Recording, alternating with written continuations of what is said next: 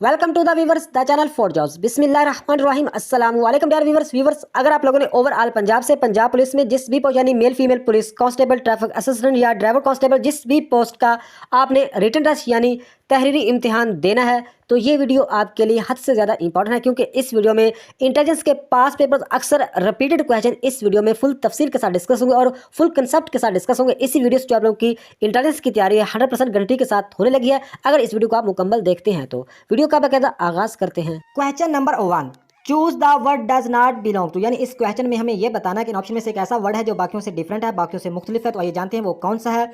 तो देखा जाए चाइना भी एक कंट्री का नाम है, रशिया भी एक कंट्री का नाम है, सऊदी अरेबिया भी एक कंट्री का नाम है और ऑस्ट्रेलिया भी एक कंट्री का नाम है। तो इसमें मुख्तलिफ कौन सी कंट्री है तो वो है ऑस्ट्रेलिया, क्योंकि ऑस्ट्रेलिया को बरआज़म यानी कॉन्टिनेंट का दर्जा हासिल है लेकिन बाकी कंट्रीज़ को बरआज़म का दर्जा हासिल नहीं। तो दुनिया में 7 बरआज़म है, सबसे बड़ा बरआज़म एशिया और सबसे छोटा है ऑस्ट्रेलिया। तो हमारा राइट आंसर हो जाएगा ऑस्ट्रेलिया, क्योंकि ये एक बरआज़म है लेकिन बाकी कंट्रीज़ बरआज़म नहीं है, तो इसलिए ऑस्ट्रेलिया बाकियों से इस मतलब क्वेश्चन में मैच नहीं कर रहा। तो नेक्स्ट क्वेश्चन है, Akbar told Azam today 9 o'clock I defeated the only brother of the daughter of my grandmother whom did Akbar defeat। यानी इस क्वेश्चन में वो ये कह रहे हैं कि अकबर ने आजम को बताया, क्या बताया, टुडे 9 o'clock आज 9 बजे I defeated मुझे शिकस्त हुई, किससे शिकस्त हुई, only brother of my daughter अकेला भाई है, ऑफ माई डाटर मतलब of my daughter of my grand mother, of the daughter of my grand mother. यानी मुझे आज 9 बजे शिकस्त हुई किससे, मेरी ग्रैंड मदर की जो ओनली बेटी है, ओनली डाटर है, मेरी ग्रैंड मदर यानी मेरी दादी की जो ओनली डाटर है, ओनली बेटी है, उसका जो अकेला भाई है उससे मुझे आज शिकस्त हुई। तो इस क्वेश्चन में ये बताना है होम डिड अकबर डिफीट, तो अकबर को किससे शिकस्त हुई, अपने फादर से, अपने बाप से शिकस्त हुई। क्योंकि जो मतलब है कि अकबर कह रहा है कि अकबर की दादी की जो बेटी है, जो डाटर है, अकबर की जो दादी की जो बेटी है, जो डाटर है, उसका जो अकेला भाई है, यानी अकबर की जो दादी की बेटी का अकेला भाई है वो अकबर का बाप ही लगता है। तो अपने बाप से उसने आज 9 बजे शिकस्त मतलब है कि खाई। तो इसका राइट आंसर बनता है फादर। अगर जिस क्वेश्चन की समझ ना आए तो लाजमी उससे कमेंट बॉक्स में रब्ता करके पूछ लीजिएगा। तो नेक्स्ट क्वेश्चन है, a man sold 40% of apples and he had 462 apples left, tell me how many apples he had. तो इस क्वेश्चन में ये कह रहे हैं कि एक आदमी है जिसने सोल यानी सेल की है 40% सेब, यानी 40% जो सेब है उसने सेल कर दी है। आगे कह रहे हैं एंड ही हैड 462 यानी 462 एप्पल उसके पास बाकी बच गए हैं। तो आगे हमें इस क्वेश्चन में ये बताना है, tell me how many apples he had, यानी उसके पास टोटल कितने सेब थे। तो 40% उसने सेल कर दी है, 462 उसके पास बच गए हैं। तो हम क्या करेंगे, तो 40% उसने मतलब एक सेल कर दी है, जो 462 हैं ये कितने बनते हैं, 462 बाकी 60% बनते हैं। हमें पक्का पता लग गया है क्योंकि 40% उसने बेच लिए हैं, पीछे 60% ही रहते हैं। तो 60% ये 462 कितने बनते हैं, 60% बनते हैं। तो हम क्या करेंगे, 462 को तकसीम करेंगे 60 के साथ, तो इसका जवाब आएगा 7.7%। 60% मतलब 462 को हम तकसीम करेंगे 60% के साथ, इसका जवाब आएगा 7.7, यानी 1% की वैल्यू निकल आई 7.7। तो अब हम क्या करेंगे, 40 के साथ 7.7 ज़रब 40% कर देंगे, तो इसका जवाब आएगा 308 रुपये। यानी मतलब है कि जो 40% उसने सेब बेचे थे वो कितने सेब थे, वो 308 सेब थे।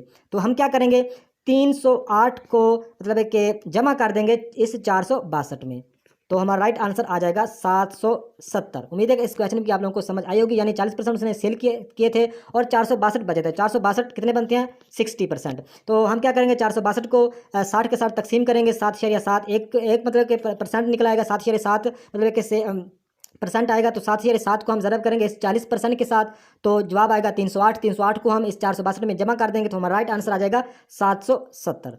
तो नेक्स्ट क्वेश्चन है, which one is different from the rest. इस क्वेश्चन में हमें यह बताना है कि इन ऑप्शन में से एक डिफरेंट है बाकियों से एक मुख्तलिफ, तो वो कौन सा देखते हैं। आइए, साल्ट नमक, इसका मतलब मिलन खरबूजा, और पीनट मूंगफली, और नट ये होता है खुशक मेवाजात में जिसमें मतलब बादाम भी आ जाता है, अखरोट वगैरह।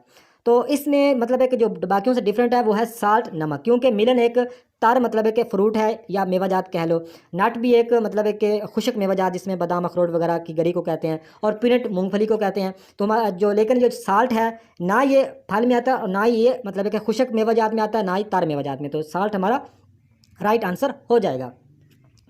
नेक्स्ट क्वेश्चन है, what will come next in the following series.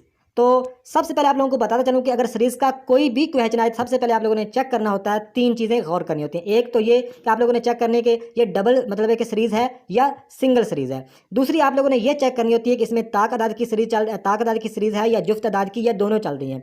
तीसरा आप लोगों ने ये चेक करना होता है कि इसमें चीज़ें जमा हो रही हैं, नफ़ी हो रही हैं, ज़रब हो रही हैं, तकसीम हो रही है, क्या हो रही है। ये 3 चीज़ें चेक करने के बाद फिर आप इजीली इसका जवाब मतलब निकाल पाओगे। इन 3 चीज़ों के बाद भी वो कोई ना कोई और भी ट्रिक यूज़। तो 21 में से अगर 8 को नफ़ी किया जाए तो ये 13 आता है। तो 13 में से अगले 13 में से अगर 5 को नफ़ी किया जाए तो कितना आता है, ये 8 आता है। तो 8 में से 3 को अगर माइनस किया जाए तो कितना आता है, ये 5 आता है। तो 5 में से हम कितने को माइनस करेंगे तो ये 3 आएगा। तो 5 में से हम 2 को माइनस करेंगे तो ये 3 आ जाएगा। तो हमारा जो राइट आंसर बनता है वो बनता है डी ऑप्शन 2, मतलब 2 इसका जवाब आता है। दोबारा बता देता हूँ कि 21 में से मतलब 8 को अगर नफ़ी किया जाए तो ये बीच में 13 आता है। 13 में से अगर 5 को माइनस किया जाए तो 8 आता है। 8 में से 3 को माइनस किया जाए तो कितना आता है, 5 आता है। तो 5 में से हम कौन सा माइनस करेंगे तो ये 3 आएगा। तो 5 में से हम 2 को माइनस करेंगे, 5 में से 2 को निकालेंगे, ये 3 आ जाएगा। तो हमारा जो राइट आंसर आता है वो आता है 2। उम्मीद है कि इस क्वेश्चन की आप लोगों को समझ आई होगी। फिर कह रहा हूँ, अगर जिस क्वेश्चन की समझ आए लाजिम मुझसे कमेंट बॉक्स में रब्ता करके पूछ लीजिएगा। तो नेक्स्ट क्वेश्चन है ऑड वन आउट। तो इसमें भी यही बताना है कि इसमें कौन सा मतलब बाकियों से डिफरेंट है, बाकियों से मुख्तलिफ है। तो हेड सर, बॉडी जिस्म, हैंड हाथ, नोज़ नाक। तो इसमें जो बाकियों से डिफरेंट है वो है बॉडी, क्योंकि बॉडी पूरे जिस्म को कहते हैं। हेड बॉडी का हिस्सा है, नोज़ बॉडी का हिस्सा है, हैंड बॉडी का हिस्सा है। तो हमारा राइट आंसर होगा body, B option. Next question है which one is different from the rest. तो इसमें से भी हमें बताना है कि इसमें कौन सा बाकियों से तलक उसका नहीं है, बाकियों से मैच नहीं कर रहा। ए, ई, यू या एस। तो आप लोगों ने वावल्स अल्फाज तो इंग्लिश में मतलब सुने होंगे, ए, ई, आई, ओ, यू। तो इसमें भी ई, यू ये वावल अल्फाज में आते हैं, लेकिन जो एस है ये उस कैटेगरी में नहीं आता। तो हमारा जो राइट आंसर होगा वो एस होगा। तो आप लोगों को फिर बता रहा हूँ कि इंटेलिजेंस चाहे वर्बल पार्ट हो चाहे नॉन वर्बल पार्ट हो, थोड़ी सी ट्रिक होती है। सिर्फ आप लोगों ने थोड़ा सा अपने माइंड को वसी करके सोचना होता है, और इस वीडियो से आप लोगों को बहुत ही ज़्यादा फ़ायदा होगा अगर मतलब आप समझ रहे हैं सही तरह। क्योंकि मैं पूरी कोशिश करता हूँ कि सही तरह समझाऊँ, लेकिन 100% तरीके से 100% नहीं समझा सकता, उसके लिए माजरत करता हूँ। तो नेक्स्ट क्वेश्चन है if fourth day of a month is Friday. यानी मतलब है कि कह रहे हैं कि if fourth day of month is Friday then the 19th day will be. तो इस क्वेश्चन को उर्दू में बताता हूँ कि वो कह रहे हैं कि जो 4 तारीख को, एक महीना कोई भी ले लो, जनवरी फरवरी मार्च कोई भी महीना है, तो महीने की 4 तारीख को क्या है, फ्राइडे है। महीने की 4 तारीख को तो फ्राइडे है। देन आगे कह रहे हैं 19 यानी मतलब है कि 19 तारीख को, महीने की 19 तारीख को कौन सा दिन होगा, नीचे ऑप्शन में से हमें बताना है। तो देखिए इसको इस तरह का अगर कोई भी क्वेश्चन आए तो बहुत आसान इसका हल बताता हूँ कि किस तरह आप इसे हल करेंगे। तो सबसे पहले हम लिखते हैं महीने की 4 तारीख। तो 4 तारीख को तो क्या है, फ्राइडे है। तो 4 में हम जमा करेंगे, क्या करेंगे, 7, क्योंकि एक वीक में कितने दिन होते हैं, 7 होते हैं। 4 में से 7 को जमा किया तो कितना जवाब है, 11 आया। 11 को फिर क्या हुआ, 11 को फिर मतलब है कि फ्राइडे आ गया, क्योंकि 4 को फ्राइडे है। तो 4 में से 7 मतलब एक हफ्ता और जमा किया तो कितना आ गया, 11 तारीख को भी फ्राइडे है। तो हम आगे क्या करेंगे, 11 में फिर हम 7 को ऐड कर देंगे। 11 में 7 को ऐड किया, जवाब कितना आया, 18। तो 18 को क्या हुआ, 18 को फिर फ्राइडे आ गया। तो हमें बताना है 19 तारीख को कौन सा दिन बनेगा। तो 18 को फ्राइडे है, 18 के बाद 19 को क्या होगा, सैटरडे होगा। तो हमारा राइट आंसर आ जाएगा Saturday, A option is right, Saturday. उम्मीद है कि इस क्वेश्चन की आप लोगों को समझ आई होगी। यानी मतलब है कि 4 के साथ आगे मतलब है कि 4 को तो फ्राइडे है, आगे 7 जमा किया तो 11 बनेगा, 11 तारीख को भी फ्राइडे आ गया। आगे फिर 11 में 7 को जमा किया तो 18 बन गया, 18 को भी फ्राइडे आ गया। तो 19 का बताना, तो 19 को क्यों, फ्राइडे के बाद आगे कौन सा दिन आता है, सैटरडे। तो सैटरडे हमारा राइट आंसर हो जाएगा। तो नेक्स्ट क्वेश्चन है word SAID sad arranging alphabetically will be. यानी इस क्वेश्चन में हमें यह बताना है कि अल्फाबेटिकली के हिसाब से पहला मतलब है कि जो लेटर है, पहला जो हर्फ है वो कौन सा आना चाहिए इन ऑप्शन में से।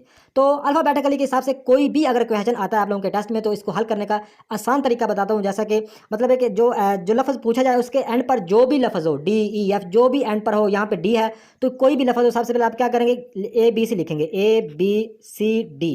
तो A की जो है अल्फाबेटिकली के हिसाब से S, मतलब A के हिसाब से S है, B पर कौन है, A है, C पर कौन है, I है, और D पर कौन है, D ही है।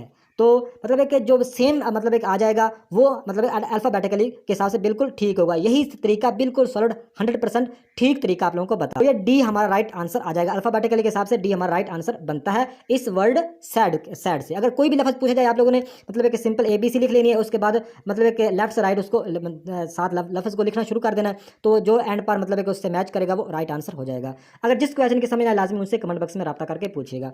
तो नेक्स्ट क्वेश्चन है PINK, pink is coded 1691 411, then RED red will be coded as. तो ये कोडेड का क्वेश्चन है, यानी वो कह रहा है कि पिंक का कोड ये है, तो देन रेड का कोड हमें बताओ आप इन नीचे ऑप्शन में से। तो देखा जाए इस क्वेश्चन को भी बहुत इजी तरीके से हम हल कर सकते हैं। देखें पी की मतलब है कि पी के मतलब है कि PIN के पिंक का इसके साथ क्या तल्लक है। सबसे पहले इस चीज़ का आप लोगों को पता होना चाहिए। तो अगर पी को ABCDEFGHIJKLMNOP यानी 16 दफ़ा ABC को गिना जाए तो P आता है, तो ये 16 बन गया। आगे I है, तो I को हम 9 दफ़ा गिने तो I आता है, मतलब है कि ABC 9 दफ़ा गिने तो I आता है। आगे N की बात करें तो 14 दफ़ा मतलब 14वें नंबर पर N आता है, और K आता है मेरे ख्याल में मैं गलत तो नहीं हो रहा, आई को गिने ABCDEFGHI यानी 9वें नंबर पर आई आता है। आगे एन की बात करें तो एन कितनी दफ़ा आता है ABCDEFGHIJKLMNON, मतलब 14वें नंबर पर एन आता है। तो 11वें नंबर पे कौन सा आता है? के आता है, ABCDEFGHIJK 11 नंबर पे के आता है। तो उम्मीद है कि आप लोगों को समझ आ रही होगी कि ABC गिन के आप लोग उन्होंने ये इनसे बताया हुआ ये कोड बनाया हुआ है। इसी तरह हम रेड का कोड निकालेंगे, तो रेड का सबसे पहले हम R को गिनेंगे। R मतलब है कि किस नंबर पर आता है ABCD, तो ये मेरे ख्याल में 18 नंबर पे आता है। लेकिन ED आगे ये कितने हिस्से पर आते हैं, तो इसका जवाब आप मुझे कमेंट में बताएंगे इसका कौन सा राइट आंसर होगा, 1853, 1954 या 1854 या 1963। तो उम्मीद है कि इस क्वेश्चन की आप लोगों को समझ आई होगी। तो इसका जवाब आप मुझे कमेंट में लाजमी बताएंगे ताकि मुझे भी पता चले कि आप कितने इंटरेस्टेड हैं अपनी तैयारी के हवाले से, और आप कितने % आप मतलब है कि आपको लगता है कि आपका टेस्ट पास होगा। तो एक क्वेश्चन लाजमी आप मुझे हल करके कमेंट में लिखिएगा। तो नेक्स्ट क्वेश्चन है, if 5 men built house in 21 days then in how many days 7 men built house। यानी इस क्वेश्चन में ये कह रहे हैं कि 5 आदमी एक हाउस को तमीर करते हैं, बनाते हैं 21 दिन में, तो 7 आदमी मतलब है कि वो कितने दिन में वो हाउस को तैयार करेंगे। तो इस तरह का अगर कोई भी क्वेश्चन आए तो सबसे पहले आप क्या करेंगे, आप जो 5 मेन और मतलब 21 डेज, यानी जो ऊपर जो रकमें होंगी, सिंपल तरीका बता रहा हूँ कि हम क्या करेंगे 5 ज़रब 21 कर देंगे, और कितने दिन वो कह रहे हैं कितने दिनों में मतलब है कि देन हाउ मैनी डेज 7 में, यानी 7 आदमी को कितने दिन में तमीर करेंगे, तो 7 नीचे आ जाएगा।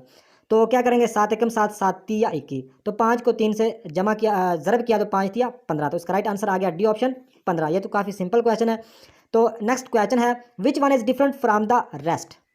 तो इसमें हमें बताना है कौन सा बाकियों से डिफरेंट है, कौन सा बाकियों से मुख्तलिफ है। तो देखते हैं स्लीव का मतलब होता है आस्तीन, वेस्ट का मतलब वास्कट, बटन का मतलब होता है बटन जो मतलब है कि जैसे मतलब लगे होते हैं वास्कट पर या कमीज़ पर या जो भी मतलब है कि बटन मुख्तलिफ तरह के होते हैं। और मटन का मतलब होता है छोटे गोश्त को मटन कहते हैं। तो उम्मीद है कि आप लोगों को समझ आ गई होगी कि जो मटन है ये बाकियों से डिफरेंट है, क्योंकि वेस्ट स्लेव बटन ये एक ही कैटेगरी से मतलब आस्तीन वास्कट बटन जो वास्कट पर ही लगते हैं, तो ये एक ही कैटेगरी के, लेकिन जो मटन है इसका मतलब गोश्त बनता है, छोटा गोश्त। नेक्स्ट क्वेश्चन है सैड, तो SAID यहाँ पे आई मिसिंग है तो इसको सैड पढ़ना है। SAID सैड का मतलब होता है कहा कहना। Said Z as the son of the only brother of his father's wife, how to A and Z relationship. तो इसमें हमें A एंड Z का आपस में रिश्ता बताना है, नीचे ऑप्शन दिए हुए हैं, लेकिन इस क्वेश्चन को थोड़ा सा समझते हैं कि सैड ए ने कहा Z as the son of, Z मतलब सन है बेटा है, ऑफ इज ओनली ब्रदर किसका, ऑफ इज फादर्स वाइफ, यानी ए का जो फादर है उसकी बीवी का ओनली मतलब एक ब्रदर है जिसका बेटा है जेड। तो ए एंड जेड का आपस में क्या रिश्ता बना। तो दोबारा इस क्वेश्चन को थोड़ा सा समझिएगा। ए ने कहा जेड बेटा है, जेड सन यानी बेटा है, of only brother of his father's wife, यानी ए का जो फादर है, ए का जो बाप है उसकी बीवी का मतलब है कि अकेला भाई है जो जेड का बाप है, यानी जेड उसका बेटा है। तो ए का जो फादर की बीवी, ए के फादर की बीवी ए की क्या लगती है, माँ लगती है। तो ए की माँ का जो भाई है उसका बेटा है जेड, यानी ए की माँ का जो भाई है वो ए का मामू लगता है। तो ए का जो मामू का बेटा, मामू चाचू फूफी ये सारे इनके जो बेटे होते हैं या बेटियां वो आपस में क्या लगते हैं, वो आपस में कज़न लगते हैं। तो ए एंड जेड का आपस में रिश्ता क्या है, कज़न का। C option is right, cousin. उम्मीद है कि इस क्वेश्चन की आप लोगों को समझ आई होगी। अगर ना आए तो मैं नेक्स्ट वीडियोज़ में दोबारा इसको मतलब हल कर दूंगा। नेक्स्ट क्वेश्चन है, what will come next in the following series. Z B Y D आगे हमें बताना, नीचे ऑप्शन दिए हुए हैं कि कौन सा मतलब है कि हरफ आना चाहिए। तो सीरीज़ का कोई भी क्वेश्चन आ जाए सबसे पहले आप लोगों ने चेक करना होता है कि इसमें मतलब है कि हो क्या रहा है। तो देखते हैं, जेड आगे फिर बी आगे वाई आगे डी, तो आगे मतलब हमें बताना है। तो इस सीरीज़ को अगर समझें तो जेड जेड यानी अल्फ़ाबेटिकली एंड से ले लिया, जेड आखिरी मतलब लफ्ज़ बनता है, जेड एंड से ले लिया, तो बी शुरू से ले लिया, लेकिन ए को छोड़कर, एक हरफ ए को छोड़कर बी ले लिया। आगे वाई एंड से लेकिन तरतीब से लिया, एंड से तरतीब से लिया, जेड के पीछे वाई होता है तो वाई जेड, यानी जेड के पीछे वाई होता है तो वाई तरतीब से ले लिया। आगे फिर शुरू से लिया, लेकिन शुरू से डी को लिया, लेकिन फिर एक हरफ छोड़ के, यानी पहले बी को लिया था, ए को छोड़कर आगे डी लिया, A B C D, A B C यानी सी को छोड़कर डी ले लिया, यानी एक हरफ छोड़ दिया। तो आगे मतलब है कि कौन सा हिस्सा आएगा, तो आगे ये पक्की बात है कि एंड से यानी आखिर से, मतलब है कि आखिर से आएगा हिस्सा। तो आखिर से कौन सा हिस्सा आएगा, तो जेड के पीछे वाई होता है, वाई के पीछे एक्स होता है, तो यहाँ पे आएगा एक्स। तो सी ऑप्शन हमारा राइट हो जाएगा, एक्स हमारा राइट आंसर बनता है। क्योंकि है मतलब है कि इस तरह से चाह रही है, जेड वाई आगे मतलब एक आना है, अगर बी डी तो बी को तो आगे मतलब एक बनता है, तो वो तो उन्होंने पूछा ही नहीं, तो इसलिए मतलब है कि हमारा जो राइट आंसर हो जाएगा वो एक्स हो जाएगा। क्योंकि जो नीचे से लफ्ज़ आ रहे हैं मतलब ए जेड जेड या फिर वाई तरतीब से आ रहे हैं, लेकिन ऊपर जो है वो एक हरफ छोड़ के आ रहे हैं, बी को ए को छोड़कर बी आ गया, सी को छोड़कर डी आ गया। तो उम्मीद है कि इस क्वेश्चन की आप लोगों को समझ आई होगी, एक्स हमारा राइट आंसर बनता है। तो नेक्स्ट क्वेश्चन है 1/10 ऑफ 90। तो इस क्वेश्चन में हमें यह बताना है कि जो 90 है, 90 है, इसका मतलब एक 10वां हिस्सा कितना होगा, नीचे ऑप्शन में से हमें बताना है। तो इस तरह का कोई भी क्वेश्चन आ जाए तो आप क्या करेंगे, सिंपल इसका तरीका है 1/10/90 कर देंगे, सिंपल है। तो ये जीरो इस जीरो के साथ कट गया तो पीछे बना 9, यानी जो 9 है वो 10वां हिस्सा 90 का। तो ये ऑप्शन हमारा राइट 9 आ जाएगा। तो ये थी आज की वीडियो, नेक्स्ट वीडियो तक खुदा हाफिज़।